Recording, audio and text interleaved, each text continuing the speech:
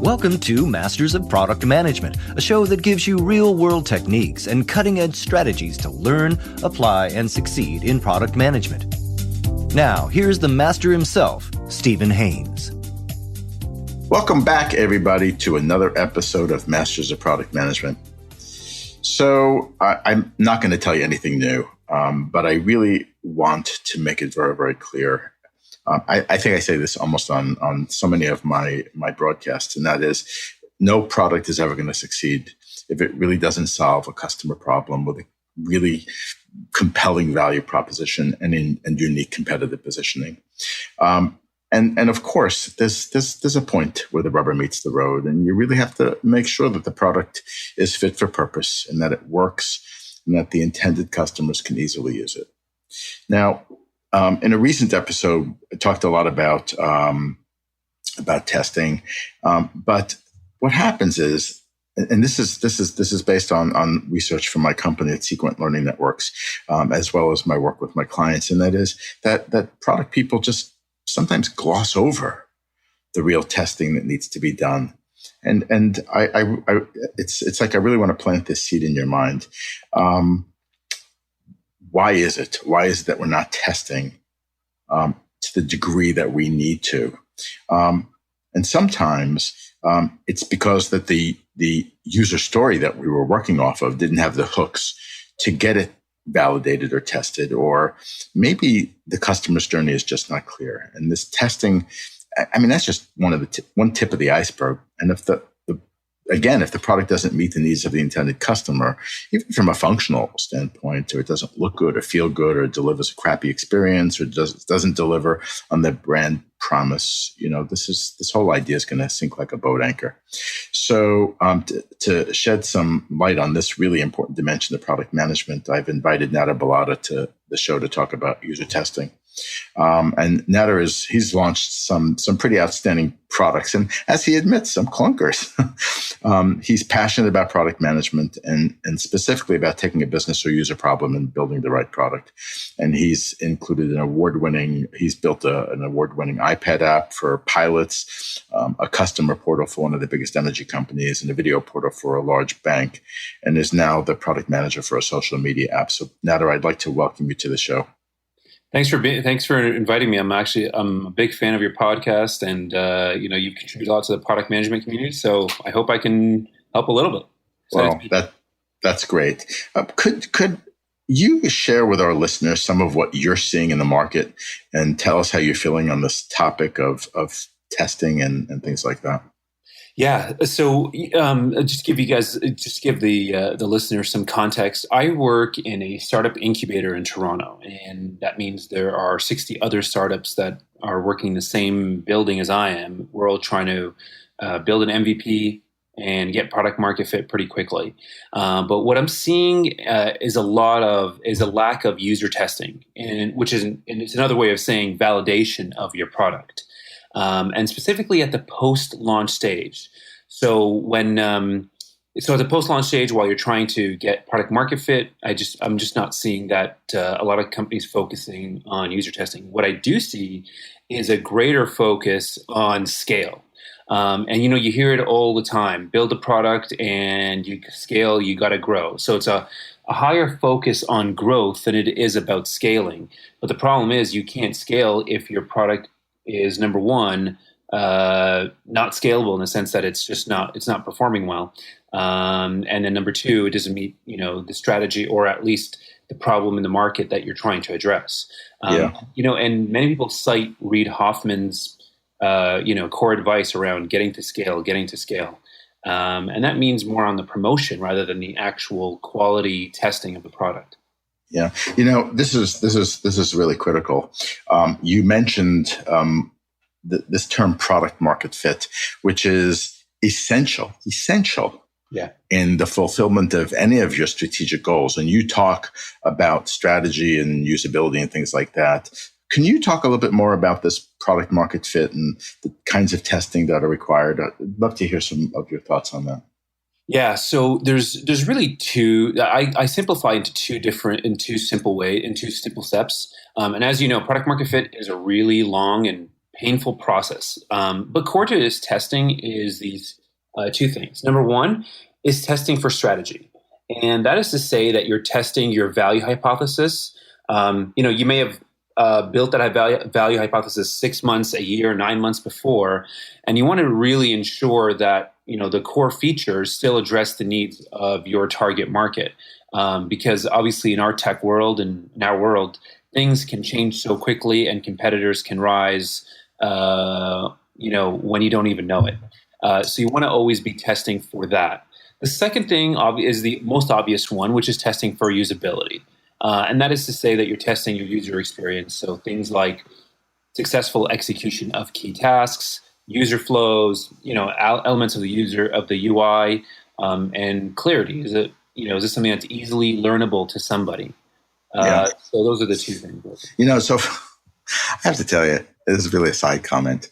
I can't tell you how many products that I interact with that you're wondering, are the product managers or the people who are putting these products in market like paying attention?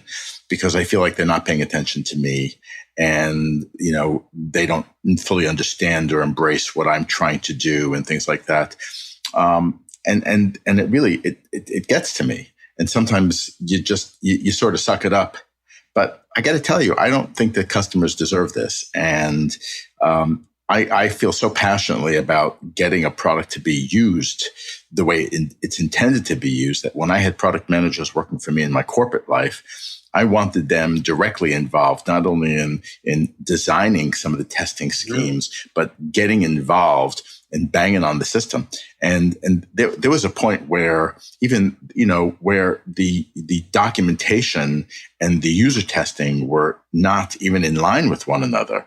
I mean, there's so many different moving parts, especially in big companies. Anyway, so I do digress. But I know what my point of view is on product managers involved in testing. What's yours? Well, I agree with what you're saying, and the one thing that I try to point out to other product managers or people who are, in the same stage is you look at companies that you really admire. So, the easier ones are thinking about, you have Apple, Google, Facebook. They're perpetually testing, whether like through analytics, different versions of the product. So, for example, Facebook, there's probably 10,000 different versions of Facebook running at a given time, believe it or not, or they're just getting qualitative feedback. So just the other day, Google sent me a banner notification asking me for feedback on YouTube. And they have over 1 billion monthly active users, but it just shows like how much they're always looking to improve the experience. And if you see their surveys and you see what they're looking for, they're not just testing for usability, they're still testing for strategy. And that testing and validation is really synonymous with acquiring feedback. And when you are testing and you're hearing from customers, you may not be getting all the level of testing that Google might be able to, of course, because they have volumes of customers and can run a test very quickly. But at least you get some directional certainty with what you're building, designing, and obviously even if you're marketing. And the great thing is that you can pivot to fixing a problem much sooner than you realize. So, it's interesting. As you were talking, I was thinking about sort of that mass market testing where companies like Facebook and Google they have so many users active at any one point in time, and they have huge data collection machines that and probably a lot of artificial intelligence that runs underneath that they're able to learn. But in a lot of organizations, they don't have that kind of data. They don't have that velocity of information that will allow them to make better decisions, actually to learn.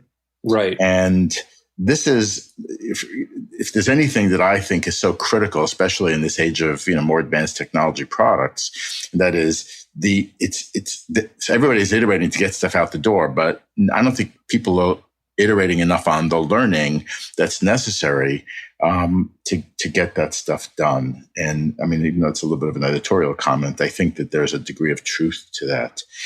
Right. Do you have any thoughts on that? Yeah. So I think to your point, it is obviously a matter of resources, and But testing for strategy, testing which is really saying the core problem that we were trying to solve, is it still valid in the market? That's actually really not that hard to do. It's certainly not as difficult as people make it seem to be.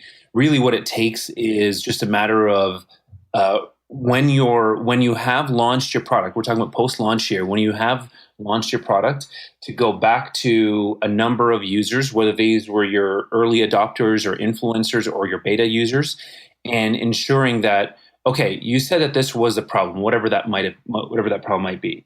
Does this solve it? Is this, does this address your problem? And if not, then how doesn't it? How doesn't it address it? So that's simply that's to oversimplify. That's the easiest way of doing it. So sure. Yeah. I hear what you're saying. So what, I like to ask this of all of my guests, and that is, what are some of the top lessons that you would offer to product managers to be more successful in this area?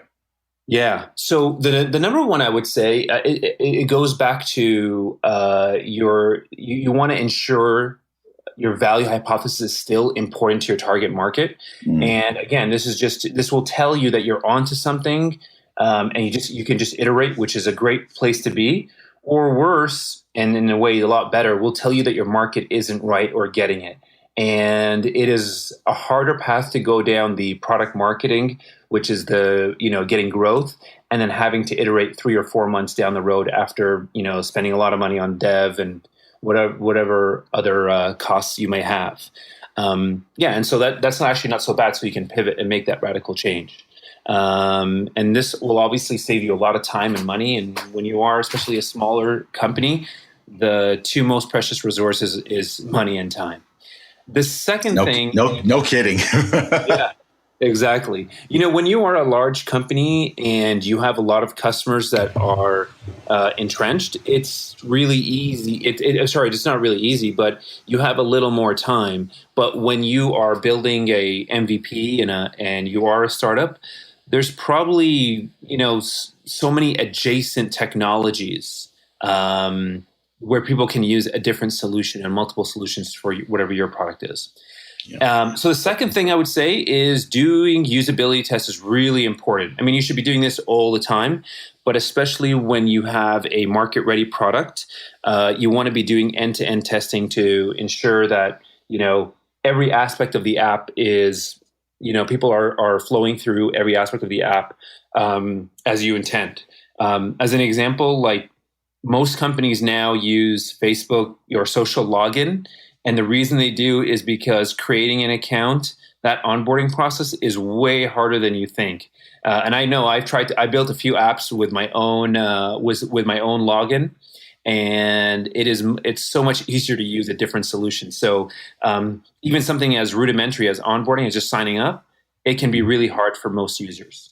And then part of doing the usability test, of course, is you want to understand that the core functionality is still important. You want to see what is driving engagement, and obviously you want to get to retention.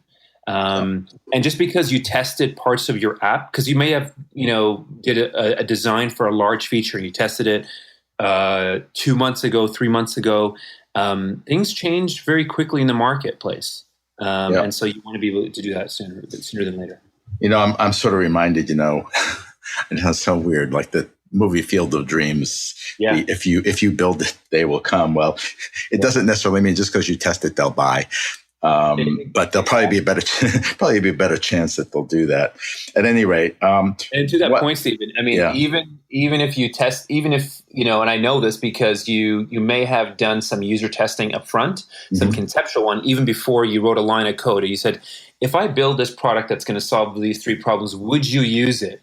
And invariably, every product manager will say, yeah, you know what? People said they're very excited about it.